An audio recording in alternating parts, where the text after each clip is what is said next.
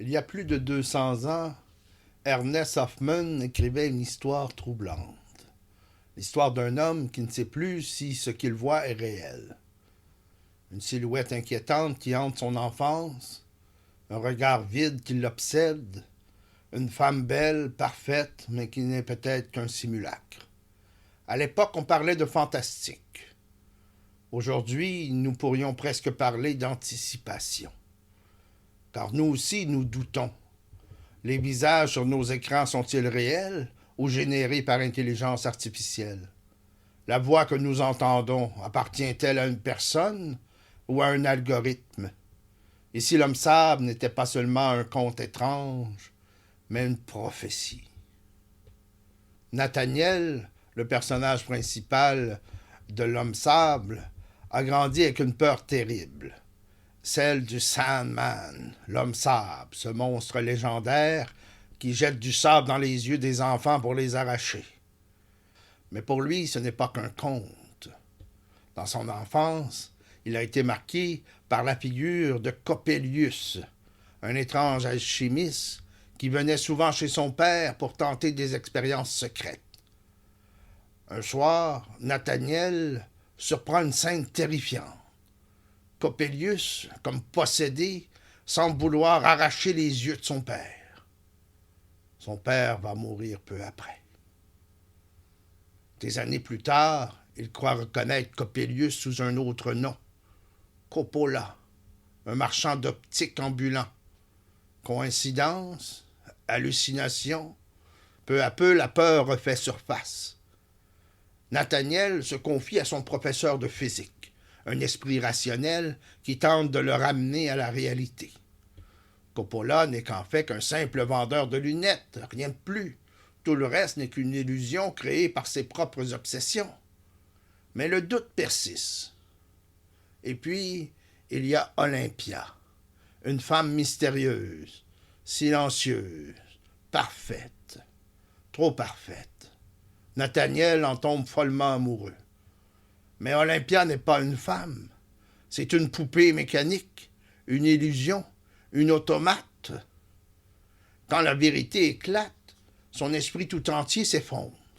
La frontière entre l'humain et l'artifice s'est brouillée. Il ne sait plus ce qui est réel, ce qui est faux. Et à la fin, il bascule. Dans un ultime accès de folie, il se jette du haut d'une tour, tandis qu'un rire résonne dans l'air, celui de Coppelius. Freud appellera plus tard ce sentiment l'étrange familier, le Unheimlich. Ce malaise profond qui surgit quand quelque chose nous semble presque normal, mais qu'un détail nous fait vaciller. Olympia est fascinante, mais son regard est vide.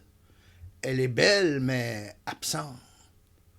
Son existence même pose une question vertigineuse. Qu'est-ce qui définit l'humain? L'apparence, la conscience, l'illusion du sentiment? Aujourd'hui, ce malaise est partout. Quand nous voyons une image générée par intelligence artificielle, parfaite, troublante, et que nous réalisons qu'elle n'a jamais existé. Quand une voix synthétique nous parle et nous donne l'impression d'être réelle. Quand nous savons que c'est une machine, mais que malgré tout, quelque chose en nous veut y croire. Nous sommes devenus Nathaniel.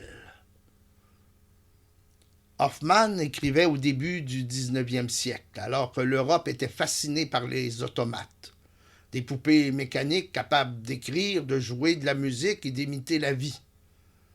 Aujourd'hui, nos Olympias sont numériques. Nous avons des chatbots conçus pour tenir compagnie et simuler l'amour. Des deepfakes capables d'animer un visage et de lui prêter des émotions. Des intelligences artificielles qui génèrent des textes, des images, des voix et qui deviennent chaque jour plus convaincantes. Et ce qui est fascinant, c'est que comme Nathaniel, nous sommes prêts à nous laisser berner. Nous savons que c'est artificiel, mais une part de nous oublie. Hoffmann avait déjà compris cela il y a 200 ans. L'étrange familier ne vient pas seulement de la machine, il vient aussi de notre propre regard. Nous sommes peut-être à l'aube d'une révolution plus grande encore. Depuis des siècles, nous avons toujours défini l'humanité par son unicité. Nous sommes les seuls à penser, à parler, à créer, à ressentir.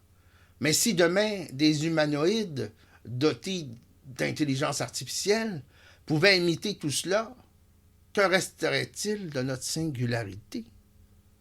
Nous avons déjà dû redéfinir ce qu'était un animal à mesure que la science révélait des formes d'intelligence et de sensibilité insoupçonnées. Bientôt, nous devrons redéfinir ce qu'est un être humain. Mais ce ne sera pas seulement une question philosophique. Ce pourrait être un chambardement spirituel, aussi profond que le passage du polythéisme au monothéisme. Jusqu'ici, nous avons cru en un Dieu unique, transcendant, extérieur à nous. Mais demain, si l'intelligence et la conscience ne sont plus le propre de l'homme, alors nous ne nous poserons plus la question « Quel est mon lien avec Dieu ?» Nous nous demanderons peut-être « Qu'est-ce que l'être ?» Peut-être que l'humanité ne se définira plus par son lien à une transcendance, mais par sa participation à l'absolu. Ce serait une rupture aussi radicale que celle qui nous a fait passer du culte des dieux multiples à l'idée d'un Dieu unique. Ici, ce basculement était accéléré par l'émergence d'entités artificielles capables de penser. Quand il n'y aura plus de critères clairs pour dire ce qui est humain et ce qui ne l'est pas, il faudra peut-être poser une autre question. Qu'est-ce que l'être, indépendamment de sa nature biologique? Peut-être sommes-nous à la veille de cette transformation, et peut-être que, comme Nathaniel dans l'Homme sable, nous ne réalisons pas encore ce que nous sommes en train de voir.